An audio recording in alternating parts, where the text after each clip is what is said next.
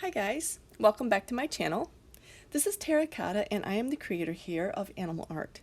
Basically, I'm creating animal art in acrylics and watercolor. I do use other mediums, but those are my preferred ones.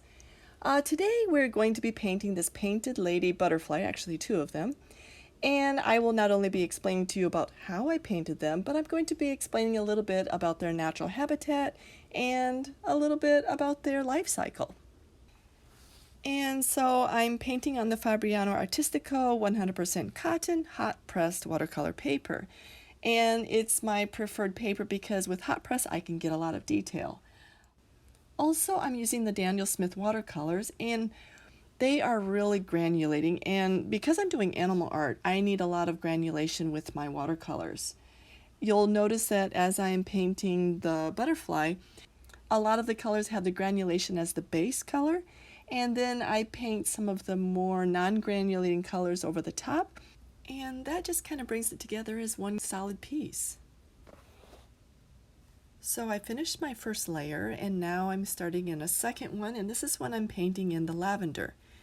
The three colors I'm using for the lavender flowers are Quin Magenta, Carbazole Violet, and Indanthrone Blue.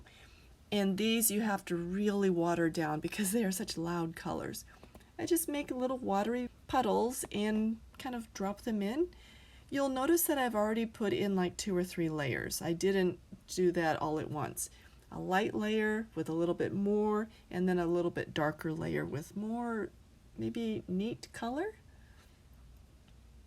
I let it dry, and I'm putting a little bit more background because my background, the lower part, was a little bit too light to balance the picture.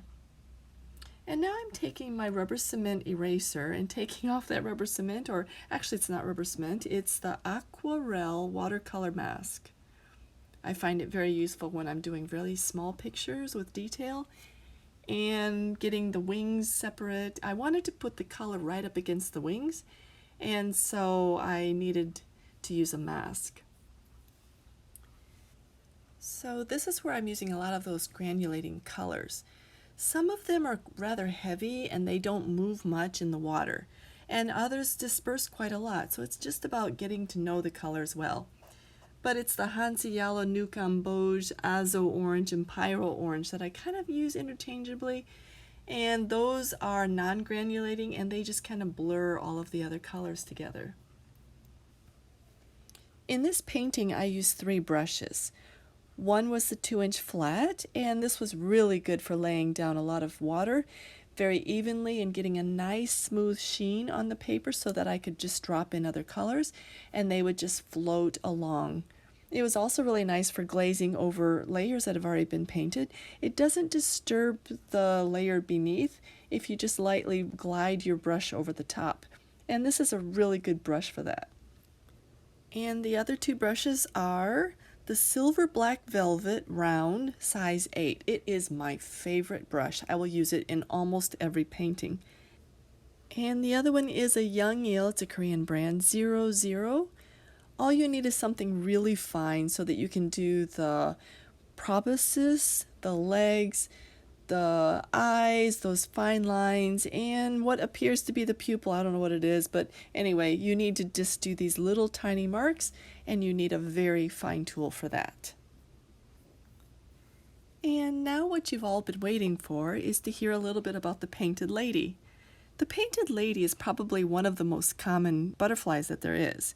They are in Europe, they're in the US, they are just about everywhere in the world.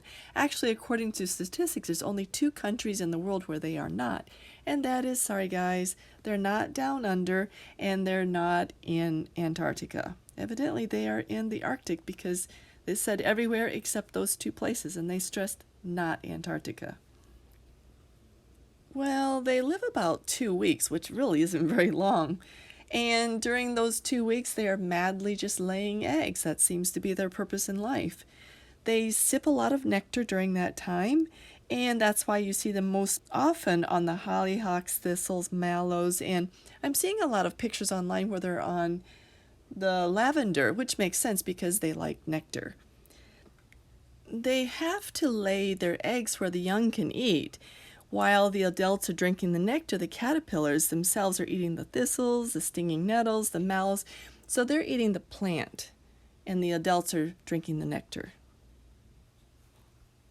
Like many butterflies, the painted ladies migrate, and they have extremely long migration routes. If they are in Northern Europe, for example, maybe UK, they would go down to North Africa and back. And in a 2-week life cycle, they're not going to go really far. The butterflies that start in Canada that go to Mexico and back, it actually takes them 6 generations to do that complete annual migration.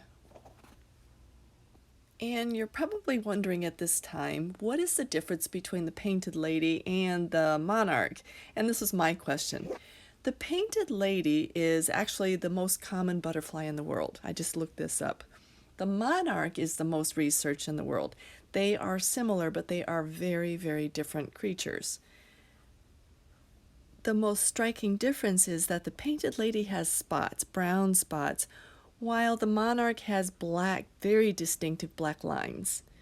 That's certainly the most distinctive difference. Their bodies are also very different. The monarch has a very slim black body. The painted lady has a little bit of a fuzzy brown one.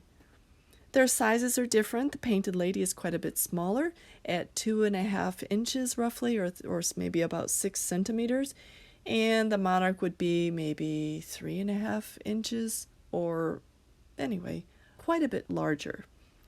And then their plant food is quite different. While the painted lady likes the nectars, the monarch likes the milkweeds, and I'm not sure, but that seems to be one of their primary foods, is the milkweed. They both do mass migrations in huge orange clouds, and they both die en route. And so there's a lot of similarities, especially, when you first look at them, that they're both quite orange. But obviously the monarch is much brighter and has much more distinctive features. And if you happen to be one of the lucky people who sees a cloud of monarchs or painted ladies floating your way, you can actually tell the difference in their flight, which one is the monarch and which is the painted lady. The monarch has this floating glide. They just seem to float in the air. The painted lady, they flutter. They're light, they're rapid, they're erratic. And this is another defining difference between them. Not only physically up close, but actually on the wing you can tell them apart. But then here's an interesting question. We call them painted ladies, but they're not all ladies. There's male and there's female. I don't know why they're called painted ladies, but how do we tell the difference between the male and the female? Well, with the painted lady, it's actually a little bit trickier than with other butterflies.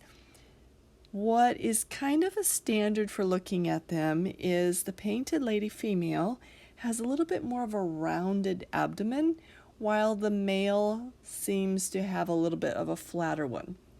That means my painted lady is probably female, the one that we could see from the side. Anyway, so these are some fun facts about the painted lady. I hope that you enjoyed my painting and also the fun facts. And if you would like more, please hit that subscribe and come back, and I would love to see you again. Have a great day.